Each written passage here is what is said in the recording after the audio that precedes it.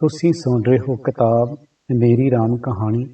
ਲੇਖਕ ਬਾਬਾ ਸੋਹਣ ਸਿੰਘ ਜੀ ਭਕਨਾ, ਸੰਪਾਦਕ ਰਾਜਵਿੰਦਰ ਸਿੰਘ ਰਾਹੀ।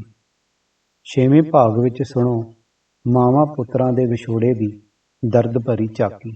ਆਵਾਜ਼ ਗੁਰਜੰਟ ਸਿੰਘ ਰੂਪੋਵਾਲ। ਵਾਹਿਗੁਰੂ ਜੀ ਕਾ ਖਾਲਸਾ, ਵਾਹਿਗੁਰੂ ਜੀ ਕੀ ਫਤਿਹ। ਅਮਰੀਕਾ ਨੂੰ ਤੁਰਨਾ। ਪਹਿਲੇ ਤੇ ਦੂਜੇ ਕਾਂਡ ਨੂੰ ਪੜ੍ਹ ਕੇ ਪਾਠਕ ਮੇਰੀ ਕੰਗਾਲੀ ਤੇ ਅਮਰੀਕਾ ਯਾਤਰਾ ਦੇ ਕਾਰਨ ਸਮਝ ਗਏ ਹੋਣਗੇ। ਹੁਣ ਮੈਂ ਅਮਰੀਕਾ ਵਿੱਚ ਹੱਡ ਬੀਤੀਆਂ ਗੱਲਾਂ ਪਾਠਕਾਂ ਦੀ ਦ੍ਰਿਸ਼ਟੀ ਗੋਚਰੇ ਕਰਾਂਗਾ। 3 ਫਰਵਰੀ 1908 ਨੂੰ ਮੈਂ ਅਮਰੀਕਾ ਦੀ ਯਾਤਰਾ ਵਾਸਤੇ ਘਰੋਂ ਤੁਰਿਆ। ਤੁਰਨ ਸਮੇਂ ਜਦੋਂ ਆਪਣੀ ਧਰਮ ਮਾਤਾ ਜੀ ਤੋਂ ਵਿਦਾ ਮੰਗਣ ਲਈ ਉਹਨਾਂ ਦੇ ਚਰਨਾਪੁਰ ਸਿਰ ਧਰਿਆ ਤਾਂ ਉਹ ਬੇਸੁਰਤ ਹੋ ਗਏ। ਪਾਸ ਖੜੀ ਮੇਰੀ ਜਨਨੀ ਮਾਤਾ ਜੀ ਦੇ ਨੈਣੋਂ ਵੀ ਨੀਰ ਦੀਆਂ ਨਦੀਆਂ ਵਹਿ ਤੁਰੀਆਂ।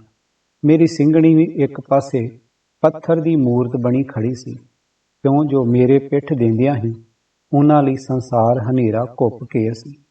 ਹੁਣ ਸਿਵਾਏ ਰੱਬ ਦੇ ਉਹਨਾਂ ਦਾ ਕੋਈ ਆਸਰਾ ਪਰਨਾ ਨਹੀਂ ਸੀ ਰਹਿਣਾ।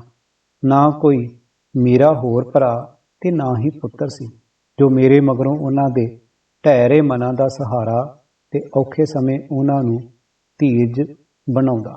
ਇਹੋ ਖਿਆਲ ਉਸ ਵੇਲੇ ਮੈਨੂੰ ਵੀ ਚਿੰਤਾ ਸਾਗਰ ਵਿੱਚ ਟੁੱਬੀਆਂ ਦੇ ਰਹੇ ਸਨ। ਪਰ ਹੁਣ ਢੇਰੀ ਢਾਉਣ ਤੇ ਹੱਥ ਉੱਤੇ ਹੱਥ ਧਰ ਕੇ ਪਛੋਤਾਪ ਕਰਨ ਨਾਲ ਕੁਝ ਨਹੀਂ ਸੀ ਬਣ ਸਕਦਾ। ਇਸ ਲਈ ਮੈਂ ਉਸ ਵੇਲੇ ਆਪਣਾ ਜੀ ਕਰੜਾ ਕੀਤਾ ਤੇ ਆਪ ਦੀ ਮਾਤਾਵਾਂ ਅਤੇ ਸਿੰਘਣੀ ਨੂੰ ਧੀਰਜ ਬਣਾਇਆ ਕਿ ਆਪ ਫਿਕਰ ਨਾ ਕਰੋ, ਮੈਂ ਬਹੁਤ ਛੇਤੀ ਘਰ ਮੁੜ ਆਵਾਂਗਾ। ਜਦੋਂ ਮੇਰੀ ਧਰਮ ਮਾਤਾ ਜੀ ਨੇ ਸੁਰਤ ਪਰਤੀ ਤਾਂ ਉਹਨਾਂ ਨੇ ਅਸੀਸ ਦੇਣ ਮਗਰੋਂ ਬਹੁਤ ਦਰਦ ਭਰੀ ਆਵਾਜ਼ ਨਾਲ ਕਿਹਾ, ਪੁੱਤਰ ਛੇਤੀ ਮੁੜਨਾ। ਹੁਣ ਸਾਡੀ ਦੋਹਾਂ ਦੀ ਪਿਛਲੀ ਉਮਰ ਹੈ, ਸਵਾਸਾਂ ਦਾ ਕੋਈ ਭਰੋਸਾ ਨਹੀਂ। ਇਹ ਸੁਣ ਕੇ ਮੇਰਾ ਦਿਲ ਵੀ ਭਾਰ ਆਇਆ, ਮਨ ਕਾਬੂ ਤੋਂ ਨਿਕਲ ਗਿਆ, ਨੈਣ ਡੁੱਲ ਪਏ। ਪਰ ਛੇਤੀ ਹੀ ਮੈਂ ਆਪਣਾ ਆਪ ਸੰਭਾਲ ਕੇ ਬੋਲਿਆ, ਮਾਤਾ ਜੀ ਆਪ ਚਿੰਤਾ ਨਾ ਕਰੋ, ਮੈਂ ਬਹੁਤ ਛੇਤੀ ਮੁੜ ਕੇ ਆਪ ਦੇ ਦਰਸ਼ਨ ਕਰਾਂਗਾ। ਇਹਨਾਂ ਕਹਿੰਦਿਆਂ ਹੀ ਮੈਂ ਘਰੋਂ ਤੁਰ ਪਿਆ। ਮੇਰੀਆਂ ਮਾਤਾਵਾਂ ਦੀ ਉਸ ਵਕਤ ਦੀ ਹਾਲਤ ਉਹ ਸ਼ਖਸ ਸਮਝ ਸਕਦਾ ਹੈ ਜਿਸ ਨੂੰ ਵਡੇਪੇ ਵਿੱਚ ਆਪਣੇ ਇਕਲੌਤੇ ਪੁੱਤਰ ਦਾ ਵਿਛੋੜਾ ਸਹਿਣਾ ਪਿਆ ਹੋਵੇ।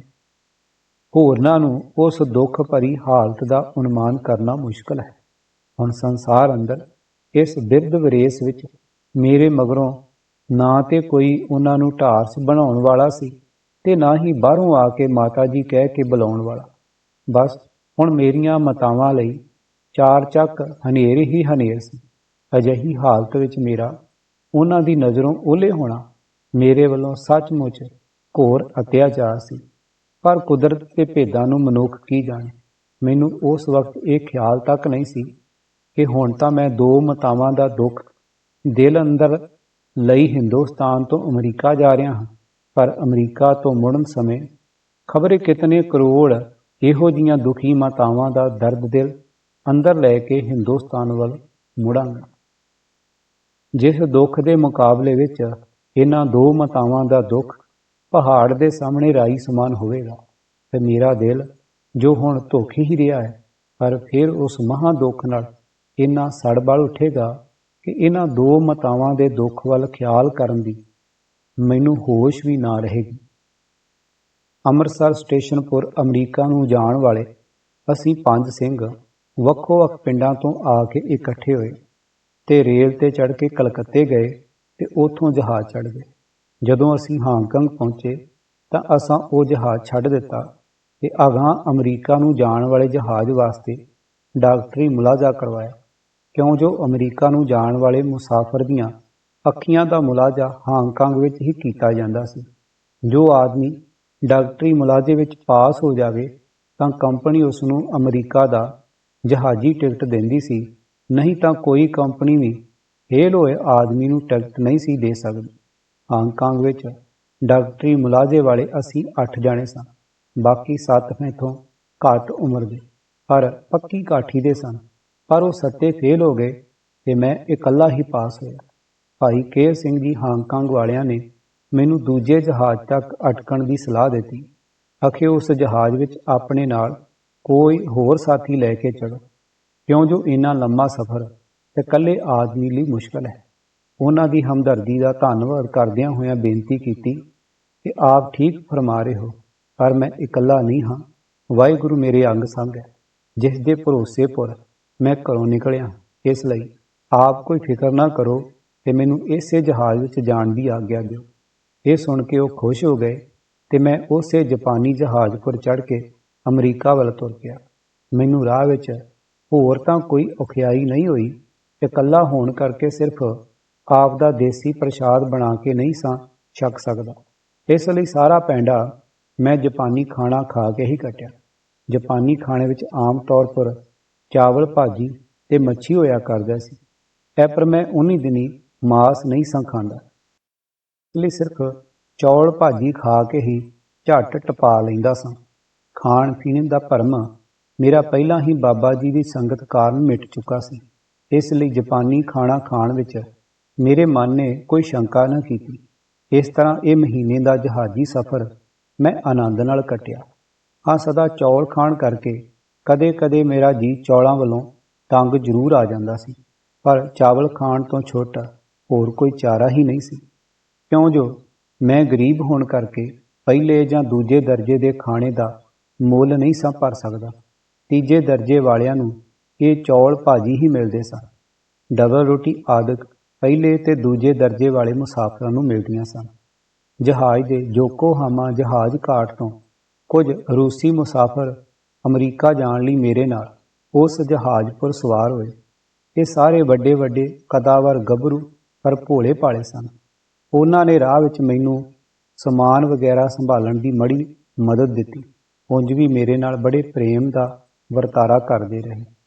ਹੁਣ ਵੀ ਮੈਨੂੰ ਜਦੋਂ ਉਹਨਾਂ ਦਾ ਨਿਸ਼ਕਾਮ ਪ੍ਰੇਮ ਚੇਤੇ ਆਉਂਦਾ ਹੈ ਤਾਂ ਮੇਰਾ ਦਿਲ ਉਹਨਾਂ ਦਾ ਬਹੁਤ ਬਹੁਤ ਧੰਨਵਾਦ ਕਰਦਾ ਹੈ, ਪਰ ਸ਼ੋਕ ਮੈਂ ਉਹਨਾਂ ਦੀ ਕੋਈ ਸੇਵਾ ਨਾ ਕਰ ਸਕਿਆ। ਭਾਵੇਂ ਮੈਂ ਇੱਕ ਦੋ ਵਾਰੀ ਰੁਪਏ ਪੈਸੇ ਨਾਲ ਉਹਨਾਂ ਦੀ ਸੇਵਾ ਕਰਨੀ ਚਾਹੀ, ਪਰ ਉਹ ਉੱਕਾ ਹੀ ਨੰਨਾ ਪੜ੍ਹਦੇ ਰਹੇ। ਮੇਰੀ ਜਾਚੇ ਉਹ ਸਾਰੇ ਰੂਸੀ ਦੇਸ਼ ਭਗਤ ਸਨ ਜੋ ਰੂਸ ਦਾ ਬਾਦਸ਼ਾਹ ਦੇ ਅਤਿਆਚਾਰਾਂ ਤੋਂ ਸਤੇ ਹੋਏ ਆਪਣਾ ਵਤਨ ਰੂਸ ਛੱਡ ਕੇ ਅਮਰੀਕਾ ਜਾ ਰਹੇ ਸਨ, ਕਿਉਂ ਜੋ ਇਹੋ ਜਿਹਾ ਨਿਸ਼ਕਾਮ ਪਿਆਰ ਸਵਾਏ ਦੇਸ਼ ਭਗਤਾਂ ਦੇ ਹੋਰਨਾਂ ਸੰਸਾਰੀ ਲੋਕਾਂ ਪਾਸੋਂ ਬਣ ਨਹੀਂ ਆਉਂਦਾ ਜੋ ਉਹਨਾਂ ਨੇ ਮੇਰੇ ਨਾਲ ਕੀਤਾ। ਭਾਵੇਂ ਅਸੀਂ ਇੱਕ ਦੂਜੇ ਦੀ ਬੋਲੀ ਨਹੀਂ ਸਮਝਦੇ ਸਾਂ, ਤਾਂ ਵੀ ਸਾਡੇ ਦਿਲ ਆਪੋ ਵਿੱਚ ਇੱਕ ਦੂਜੇ ਦੇ ਇੰਨੇ ਕਰਤੱਵਯ ਸਨ ਕਿ ਕਈ ਵਰ੍ਹਿਆਂ ਦੇ ਗੂੜ੍ਹੇ ਮਿੱਤਰਾਂ ਦੇ ਹੋਣੇ ਚਾਹੀਦੇ ਨੇ। ਇਸ ਜਹਾਜ਼ ਵਿੱਚ ਜੋ ਮੇਰੇ ਜਾਪਾਨੀ ਸਾਥੀ ਸਨ, ਉਹਨਾਂ ਦੀ ਹਾਲਤ ਜਾਪਾਨੀਆਂ ਤੋਂ ਐਨ ਉਲਟ ਸੀ। ਉਹ ਵਧੇਰੇ ਰੁਪਏ ਨਾਲ ਪਿਆਰ ਕਰਦੇ ਸਨ। ਬਿਨਾਂ ਆਪਣੇ ਗਾਉਂ ਦੇ ਉਹਨਾਂ ਦੇ ਦਿਲ ਵਿੱਚ ਹੋਰ ਦੂਜਾ ਉਦੇਸ਼ ਨਹੀਂ ਸੀ। ਹਾਂ, ਜਾਪਾਨੀਆਂ ਵਿੱਚ ਆਪਣੇ ਦੇਸ਼ ਤੇ ਕੌਮ ਲਈ ਜ਼ਰੂਰ ਸੱਚਾ ਪ੍ਰੇਮ ਹੈ, ਪਰ ਹੋਰਨਾਂ ਲਈ ਨਹੀਂ। ਅੰਗਰੇਜ਼ਾਂ ਤੇ ਜਾਪਾਨੀਆਂ ਦੀ ਕੱਟੜ ਕੌਮ ਪੂਜਾ ਅਕਸਰ ਸੰਸਾਰ ਵਿੱਚ ਮਸ਼ਹੂਰ ਹੈ। ਇਹ ਦੋਵੇਂ ਕੌਮਾਂ ਸਦਾ ਆਪਣੇ ਗਾਉਂ ਨੂੰ ਸਾਹਮਣੇ ਰੱਖਦੀਆਂ ਤੇ ਦੂਜੀਆਂ ਕੌਮਾਂ ਲਈ ਬਹੁਤ ਖਤਰਨਾਕ ਹਨ। ਜਦੋਂ ਮੈਂ 3 ਅਪ੍ਰੈਲ 1909 ਨੂੰ ਅਮਰੀਕਾ ਦੇ ਜਹਾਜ਼ ਘਾਟ ਸਿਆਟਲ ਪੁੱਜਾ ਤਾਂ ਉਸ ਵਕਤ ਅਮਰੀਕਾ ਨੇ ਪੂਰਬੀ ਏਸ਼ੀਆਈ ਲੋਕਾਂ ਦੀ ਆਵਾਜਾਈ ਰੋਕਣ ਲਈ ਅਨੋਖੇ ਢੰਗਾਂ ਉੱਤੇ ਕੰਮ ਕਰਨਾ ਆਰੰਭਿਆ ਹੋਇਆ ਸੀ। ਅਮਰੀਕਾ ਚਾਹੁੰਦਾ ਸੀ ਕਿ ਸੱਪ ਵੀ ਮਰ ਜਾਏ ਤੇ ਲਾਠੀ ਵੀ ਨਾ ਟੁੱਟੇ, ਅਰਥਾਤ ਦੁਨੀਆ ਵਿੱਚ ਸਾਡੀ ਬਦਨਾਮੀ ਵੀ ਨਾ ਹੋਵੇ ਤੇ ਆਉਣ ਵਾਲੇ ਪੂਰਬੀ ਲੋਕ ਰੋਕੇ ਵੀ ਜਾਣ। ਖਾਸ ਕਰਕੇ ਹਿੰਦੁਸਤਾਨੀਆਂ ਉੱਤੇ ਤਾਂ ਇਹੋ ਜਿਹੇ ਢੰਗ ਵਰਤੇ ਜਾਂਦੇ ਸਨ ਜਿਨ੍ਹਾਂ ਤੋਂ ਬਚਣਾ ਬਹੁਤ ਮੁਸ਼ਕਲ ਸੀ, ਕਿਉਂ ਜੋ ਉਹਨਾਂ ਦੀ ਪਿੱਠ ਪੂਰਨ ਲਈ ਕੋਈ ਕੌਮੀ ਹਕੂਮਤ ਤਾਂ ਹੈ ਨਹੀਂ ਸੀ ਜੋ ਅਮਰੀਕਾ ਦੇ ਸਵਾਲਾਂ ਦਾ ਉੱਤਰ ਅਜਿਹੇ ਢੰਗਾਂ ਨਾਲ ਦੇ ਸਕੇ ਜਿਹੋ ਜਿਹੀ ਕੂਟਨੀਤੀ ਦੇ ਢੰਗਾਂ ਨਾਲ ਅਮਰੀਕਾ ਤੇ ਕੈਨੇਡਾ ਕੰਮ ਲੈ ਰਹੇ ਸਨ। ਜਦੋਂ ਕੋਈ ਹਿੰਦੁਸਤਾਨੀ ਅਮਰੀਕਾ ਦੇ ਜਹਾਜ਼ ਘਾਟਪੁਰ ਪਹੁੰਚਦਾ ਸੀ ਤਾਂ ਅਮਰੀਕਾ ਦਾ ਮਹਿਕਮਾ ਇਮੀਗ੍ਰੇਸ਼ਨ, ਬਾਹਰੋਂ ਆਏ ਵਿਦੇਸ਼ੀਆਂ ਦੀ ਜਾਂਚ ਪੜਤਾਲ ਕਰਨ ਵਾਲਾ ਮਹਿਕਮਾ ਅਜਿਹੇ ਸਵਾਲਾਂ ਦੀ ਲੜੀ ਛੇੜਦਾ ਸੀ ਜਿਨ੍ਹਾਂ ਦਾ ਉੱਤਰ ਦੇਣ ਵਿੱਚ ਬਹੁਤ ਘੱਟ ਆਦਮੀ ਪਾਸ ਹੋ ਸਕਦੇ ਸਨ। ਆਮ ਲੋਕ ਇਸ ਪ੍ਰਸ਼ਨੋਤਰੀ ਵਿੱਚ ਹੀ ਫੇਲ ਕਰਕੇ ਮੋੜ ਦਿੱਤੇ ਜਾਂਦੇ ਸਨ। ਇਹ ਸਾਰੇ ਸਵਾਲ ਐਵੇਂ ਵਾਧੂ ਤੇ ਇੱਕ ਤਰ੍ਹਾਂ ਦੇ ਹੀਲੇ ਬਹਾਨੇ ਘੜਨੇ ਹੀ ਹੁੰਦੇ ਸਨ। ਇਸ ਤਰ੍ਹਾਂ ਹਿੰਦੀਆਂ ਦੇ ਲੱਖਾਂ ਰੁਪਏ ਜਹਾਜ਼ਾਂ ਦੇ ਕਿਰਾਏ ਮੂੰਹ ਬਰਬਾਦ ਹੁੰਦੇ ਸਨ ਤੇ ਉਹ ਵਿਚਾਰੇ ਨਿਰਾਸ਼ ਤੇ ਖੱਜਲ ਖੁਆਰ ਹੋ ਕੇ ਮੁੜ ਆਉਂਦੇ ਸਨ। ਵਿਚਾਰੇ ਇਹੋ ਜਿਹੇ ਅਸਫਲ ਹਿੰਦੀ ਚੀਨ, ਮਲਾਇਆ ਆਦਿਕ ਟਾਪੂਆਂ ਵਿੱਚ ਧੱਕੇ ਖਾਂਦੇ ਫਿਰਦੇ ਸਨ। ਨਾ ਤੇ ਉਹ ਹਿੰਦੁਸਤਾਨ ਨੂੰ ਹੀ ਮੁੜਨ ਜੋਗੇ ਰਹਿੰਦੇ ਸਨ ਤੇ ਨਾ ਹੀ ਉਹਨਾਂ ਲਈ ਟਾਪੂਆਂ ਵਿੱਚ ਕੋਈ ਨੌਕਰੀ ਦਾ ਕੰਮ ਮਿਲਦਾ ਸੀ। ਹਿੰਦੁਸਤਾਨ ਵਿੱਚ ਤਾਂ ਉਹ ਇਸ ਵਾਸਤੇ ਆਵਣ ਜੋਗੇ ਨਹੀਂ ਸਨ ਰਹਿੰਦੇ ਕਿਉਂ ਜੋ ਉਹ ਪਹਿਲਾਂ ਹੀ ਆਪਣੇ ਭੋਏ ਭਾਂਡਾ ਵੇਚ ਕੇ ਜਾਂ ਕਰਜ਼ਾ ਚੁੱਕ ਕੇ ਇਸ ਹੌਸਲੇ ਪਰ ਅਮਰੀਕਾ ਨੂੰ ਜਾਂਦੇ ਸਨ ਕਿ ਉੱਥੋਂ ਰੁਪਇਆ ਕਮਾ ਕੇ ਗਹਿਣੇ ਪਈ ਜ਼ਮੀਨ ਛਡਾ ਲਵਾਂਗੇ ਜਾਂ ਕਰਜ਼ਾ ਲਾਹ ਦਿਆਂਗੇ। ਹੁਣ ਜੇ ਉਹ ਇਸ ਦਸ਼ਾ ਵਿੱਚ ਹਿੰਦੁਸਤਾਨ ਮੁੜਨ ਤਾਂ ਸ਼ਾਹੂਕਾਰ ਦਾ ਕਰਜ਼ਾ ਕਿਵੇਂ ਲਾਉਣ ਤੇ ਬਾਲ ਬੱਚੇ ਨੂੰ ਇਸ ਵਸੀਲੇ ਕਮਾ ਕੇ ਖਵਾਉਣ। ਫਿਰ ਇਹਨਾਂ ਅਮਰੀਕਾ ਕੈਨੇਡਾ ਜਾਣ ਵਾਲੇ ਹਿੰਦੀਆਂ ਵਿੱਚ ਵਧੇਰੇ ਪੰਜਾਬੀ ਕਿਰਸਾਨ ਹੀ ਹੁੰਦੇ ਸਨ ਜੋ ਸਵਾਏ ਹਲ ਵਾਹੁਣ ਦੇ ਹੋਰ ਕੋਈ ਹੁਨਰ ਜਾਂ ਕਿੱਤਾ ਨਹੀਂ ਜਾਣਦੇ। ਜੇ ਉਹਨਾਂ ਕੋਲ ਘਰ ਵਿੱਚ ਪਹਿਲਾਂ ਹੀ ਖਾਣ ਲਈ ਕਾਫੀ ਕੁਝ ਹੁੰਦਾ ਤਾਂ ਵਿਚਾਰੇ ਪਰਦੇਸਾਂ ਵਿੱਚ ਧੱਕੇ ਖਾਣ ਕਿਉਂ ਜਾਂਦੇ। ਇੱਥੇ ਤਾਂ ਪਹਿਲਾਂ ਹੀ ਸਰਕਾਰ ਅੰਗਰੇਜ਼ੀ ਨੇ ਕਿਰਸਾਨਾਂ ਦਾ ਲਹੂ ਨਿਚੋੜ ਰੱਖਿਆ ਏ ਤੇ ਉਹਨਾਂ ਦੇ ਬਾਲ ਬੱਚੇ ਚੱਪੇ ਟੁੱਕ ਨੂੰ ਤਰਸ ਰਹੇ ਹਨ। ਇਸੇ ਗਰੀਬੀ ਨੇ ਹੀ ਤਾਂ ਉਹਨਾਂ ਨੂੰ ਵਤਨ ਬੇਵਤਨ ਹੋਣ ਪਰ ਮਜਬੂਰ ਕੀਤਾ ਸੀ ਤੇ ਉਹ ਗਰੀਬੀ ਹੁਣ ਵੀ ਉਹਨਾਂ ਦੀਆਂ ਅੱਖੀਆਂ ਅਗਾੜੀ ਨੱਚ ਰਹੀ ਸੀ। ਮਾਗਾਟਾ ਮਾਰੂ ਗੁਰੂ ਨਾਨਕ ਜਹਾਜ਼ ਦਾ ਬੱਜ ਸਾਕਾ ਸਰਕਾਰ ਅੰਗਰੇਜ਼ੀ ਤੇ ਕੈਨੇਡਾ ਹਕੂਮਤ ਦੀ ਇਸੇ ਕੁਟਲ ਨੀਤੀ ਦਾ ਸਿੱਟਾ ਸੀ। ਇਹਨਾਂ ਦੋਹਾਂ ਗਵਰਨਮੈਂਟਾਂ ਤੋਂ ਛੁੱਟ ਅਮਰੀਕਾ ਦੀ ਕੁਟਲ ਨੀਤੀ ਨੇ ਵੀ ਹਿੰਦੁਸਤਾਨੀਆਂ ਦਾ ਬਹੁਤ ਨੁਕਸਾਨ ਕੀਤਾ। ਜੇ ਅਮਰੀਕਾ ਗਵਰਨਮੈਂਟ ਸਾਫ਼ ਐਲਾਨ ਕਰ ਦਿੰਦੀ ਕਿ ਅਮਰੀਕਾ ਵਿੱਚ ਕੋਈ ਹਿੰਦੁਸਤਾਨੀ ਕਿਸੇ ਤਰ੍ਹਾਂ ਵੀ ਦਾਖਲ ਨਹੀਂ ਹੋ ਸਕਦਾ ਤਾਂ ਹਿੰਦੁਸਤਾਨੀਆਂ ਦਾ ਇੰਨਾ ਹਰਜਾ ਨਾ ਹੁੰਦਾ। ਪਰ ਅਮਰੀਕਾ ਨੇ ਅਜਿਹਾ ਨਹੀਂ ਕੀਤਾ। ਉਹ ਕਦੇ ਥੋੜ੍ਹੇ ਆਦਮੀ ਉਤਾਰ ਵੀ ਲੈਂਦਾ ਸੀ। ਸਾਫ਼ ਐਲਾਨ ਨਾ ਕਰਨ ਦਾ ਕਾਰਨ ਅਮਰੀਕਾ ਦਾ ਅਸਲ ਮਤਲਬ ਇਹ ਸੀ ਕਿ ਐਲਾਨ ਕਰਨ ਨਾਲ ਇੱਕ ਤਾਂ ਉਸ ਦੀ ਦੁਨੀਆ ਵਿੱਚ ਬਦਨਾਮੀ ਹੁੰਦੀ ਸੀ ਤੇ ਦੂਜੇ ਜਹਾਜ਼ ਚਲਾਉਣ ਵਾਲੀਆਂ ਅਮਰੀਕਨ ਕੰਪਨੀਆਂ ਦਾ ਹਰਜਾ। ਵਿੱਚ ਵਿਚਾਲੇ ਕਦੀ ਇੱਕ ਅੱਧ ਜਹਾਜ਼ ਦੇ ਆਦਮੀ ਉਤਾਰ ਲੈਣ ਨਾਲ ਅਮਰੀਕਾ ਕੈਨੇਡਾ ਜਾਣ ਦੇ ਚਾਹਵਾਨ ਲੋਕੀ ਇਹ ਖਿਆਲ ਕਰ ਲੈਂਦੇ ਸਨ ਕਿ ਹੁਣ ਅਮਰੀਕਾ ਨੇ ਇਹ ਸ਼ਾਹੀ ਪੂਰਬੀ ਲੋਕ ਲਈ ਫਿਰ ਆਪਣੇ ਬੂਹੇ ਖੋਲ੍ਹ ਦਿੱਤੇ ਹਨ। ਉਹ ਇਸ ਧੋਖੇ ਵਿੱਚ ਆ ਕੇ ਫਿਰ ਜਹਾਜ਼ ਚਲਾਊ ਕੰਪਨੀਆਂ ਦੀਆਂ ਜੇਬਾਂ ਭਰਨ ਲਈ ਭੜਕ ਪੈਂਦੇ ਸਨ, ਜਿਸ ਦਾ ਸਿੱਟਾ ਇਹ ਹੁੰਦਾ ਸੀ ਕਿ ਜਦੋਂ ਇਹ ਲੋਕ ਹਜ਼ਾਰਾਂ ਲੱਖਾਂ ਰੁਪਇਆ ਖਰਚ ਕਰਕੇ ਅਮਰੀਕਾ ਜਾਂ ਕੈਨੇਡਾ ਦੇ ਬੂਹੇ ਤੱਕ ਪਹੁੰਚਦੇ ਸਨ ਤਾਂ ਅੱਗੋਂ ਮਹਿਕਮਾ ਇਮੀਗ੍ਰੇਸ਼ਨ ਕਿਸੇ ਨਾ ਕਿਸੇ ਬਹਾਨੇ ਉਹਨਾਂ ਨੂੰ ਪਿਛਾਂਹ ਮੋੜ ਦਿੰਦਾ ਸੀ। ਜੋ ਲੋਕ ਅਮਰੀਕਾ ਕੈਨੇਡਾ ਤੋਂ ਪਿਛਾਂਹ ਮੋੜੇ ਜਾਂਦੇ ਸਨ ਉਹਨਾਂ ਦਾ ਜਿਉਣ ਮਰਨ ਤੋਂ ਵੀ ਵੱਧ ਉਹਨਾਂ ਲਈ ਦੁਖਦਾਈ ਹੋ ਜਾਂਦਾ ਸੀ। ਹੁਣ ਉਹ ਜਾਣ ਤਾਂ ਜਾਣ ਕਿੱਧਰ, ਉਹ ਕਰਨ ਤਾਂ ਕੀ ਕਰਨ। ਉਹਨਾਂ ਨੂੰ ਚੁਪਾਸੜ ਨਿਰਾਸ਼ਤਾ ਦਾ ਘੇਰਾ ਪੈ ਜਾਂਦਾ ਸੀ ਤੇ ਉਹ ਉਸ ਨਿਰਾਸ਼ ਜੀਵਨ ਨਾਲੋਂ ਮਰ ਜਾਣਾ ਚੰਗਾ ਸਮਝਣ ਲੱਗ ਜਾਂਦੇ ਸਨ। ਇਹੋ ਕਾਰਨ ਸੀ ਕਿ ਅਮਰੀਕਾ ਦੀ ਗਦਰ ਪਾਰਟੀ ਦਾ ਢੰਡੋਰਾ ਜੋ ਗਦਰ ਅਖਬਾਰ ਰਾਹੀਂ ਦਿੱਤਾ ਜਾਂਦਾ ਸੀ ਬਾਹਰ ਚੀਨ ਤੇ ਮਲਾਇਆ ਆਦਿਕ ਟਾਪੂਆਂ ਵਿੱਚ ਰਹਿਣ ਵਾਲੇ ਹਿੰਦੀਆਂ ਨੇ ਬੜੇ ਪ੍ਰੇਮ ਤੇ ਚਾਉ ਨਾਲ ਸੁਣਿਆ ਅਤੇ ਉਸ ਪਰ ਵਰਤੋਂ ਕੀਤੀ ਕਿਉਂ ਜੋ ਉਹਨਾਂ ਹਿੰਦੁਸਤਾਨੀਆਂ ਵਿੱਚੋਂ ਵਧੇਰੇ ਉਹ ਸੱਜਣ ਸਨ ਜੋ ਅਮਰੀਕਾ ਕੈਨੇਡਾ ਤੇ ਅੰਗਰੇਜ਼ੀ ਹਕੂਮਤ ਦੀ ਕੁਟਲ ਨੀਤੀ ਦੇ ਸ਼ਿਕਾਰ ਹੋ ਚੁੱਕੇ ਸਨ।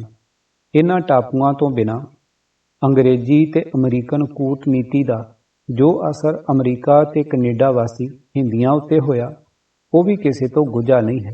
ਅਮਰੀਕਾ ਕੈਨੇਡਾ ਦੀ ਹਿੰਦੀ ਗਦਰ ਪਾਰਟੀ ਦਾ ਜਨਮ ਵਧੇਰੇ ਇਸੇ ਕੁਟਲ ਨੀਤੀ ਦਾ ਸਿੱਟਾ ਹੈ। ਇਹਨਾਂ ਹਜ਼ਾਰਾਂ ਬੇਗੁਨਾਹ ਦੇਸ਼ ਭਗਤਾਂ ਨੂੰ 1915-16 ਵਿੱਚ ਫਾਹੇ ਟੰਗਿਆ ਗਿਆ ਸੀ। ਉਹਨਾਂ ਦੇ ਖੂਨ ਦੀ ਜ਼ਿੰਮੇਵਾਰੀ ਵੀ ਅੰਗਰੇਜ਼ੀ ਤੇ ਅਮਰੀਕਨ ਗਵਰਨਮੈਂਟ ਦੀ ਕੁਟਲ ਨੀਤੀ ਦੇ ਸਿਰ ਹੈ, ਹੋਰ ਕਿਸੇ ਦੇ ਸਿਰ ਨਹੀਂ। ਕਿਤਾਬ ਮੇਰੀ ਰਾਮ ਕਹਾਣੀ, ਲੇਖਕ ਬਾਬਾ ਸੋਹਣ ਸਿੰਘ ਭਕਨਾ, ਸੰਪਾਦਕ ਰਾਜਵਿੰਦਰ ਸਿੰਘ ਰਾਹੀ। ਤੁਸੀਂ ਸੁਣ ਰਹੇ ਸੀ ਕਿਤਾਬ ਦਾ 6ਵਾਂ ਭਾਗ। ਆਵਾਜ਼ ਗੁਰਜੰਟ ਸਿੰਘ ਰੂਪੋਵਾਲੀ। ਵਾਹਿਗੁਰੂ ਜੀ ਕਾ ਖਾਲਸਾ, ਵਾਹਿਗੁਰੂ ਜੀ ਕੀ ਫਤਿਹ।